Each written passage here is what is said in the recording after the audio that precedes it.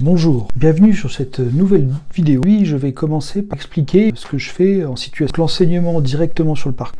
Ça fait une quinzaine d'années que je fais ça, par conviction et par expérience. Je vais vous expliquer pourquoi, comment et comment ça se passe dans le concret. Je pense qu'en fait, on aurait dû adapter la pédagogie au niveau de l'élève. C'est-à-dire qu'on ne va pas appliquer les mêmes choses pour un champion que pour un débutant et pour les joueurs intermédiaires. C'est-à-dire qu'à chaque fois, en fonction de son niveau, on va avoir des objectifs différents et une pédagogie différente. Donc si on veut une pédagogie facile et pour tous, pour les joueurs de loisirs, pour les joueurs qui viennent commencer, ça va être avant tout le cadre, ça va être l'activité de marche, ça va être la convivialité, ça va être ce qu'il y a autour du golf, la restauration, la consommation d'impôts après le parcours, ça va être tous les à côté. Et pour moi, la performance va être en dernier. Voilà.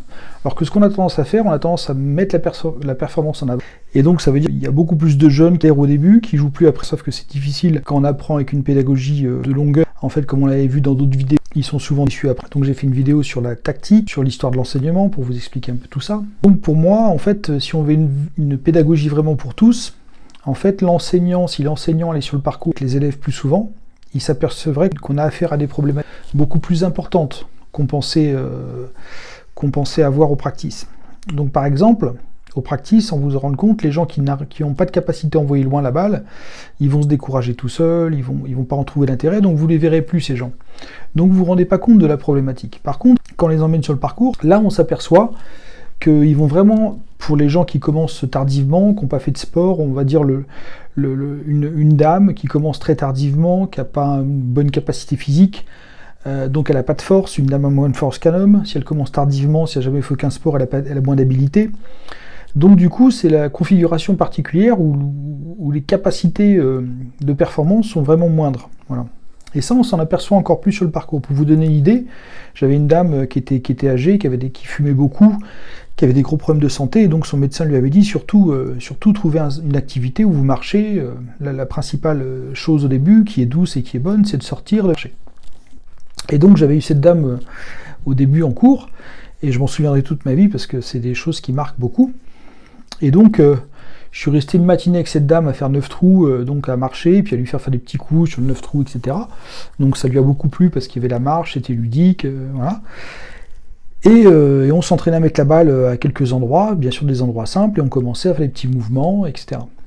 Et donc à la fin de la matinée, cette dame, le meilleur coup qu'elle ait fait, c'est un coup de 2 mètres.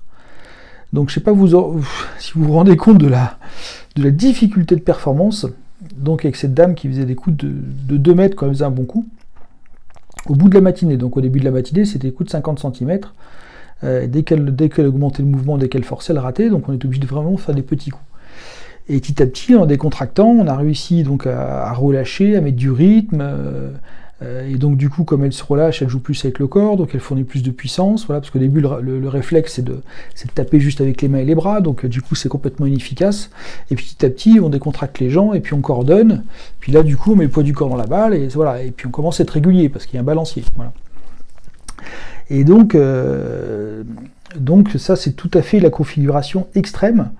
Une autre configuration extrême aussi, c'est que j'amène des gens sur le parcours, 2 personnes pareilles, de 70, 75 ans, qui devaient marcher aussi. Je les emmène faire un parcours, et ça aussi je m'en souviendrai toute ma vie, au bout de 3 trous, ils étaient fatigués. C'est-à-dire qu'on doit donner la priorité à la marche, d'abord, parce que les gens, en marchant, en fait, ils retrouvent un minimum de capacité physique.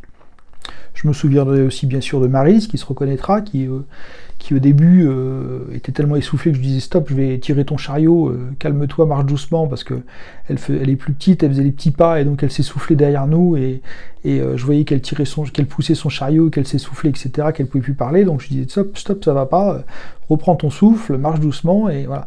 Et donc la priorité c'est ça, c'est l'activité physique, avoir plaisir à marcher, à sortir, etc. Et puis après, quand on retrouve l'activité physique, eh ben, on peut déjà faire 9 trous, avoir plus de capacité à s'entraîner, voilà, etc. Donc les priorités ne sont pas les mêmes.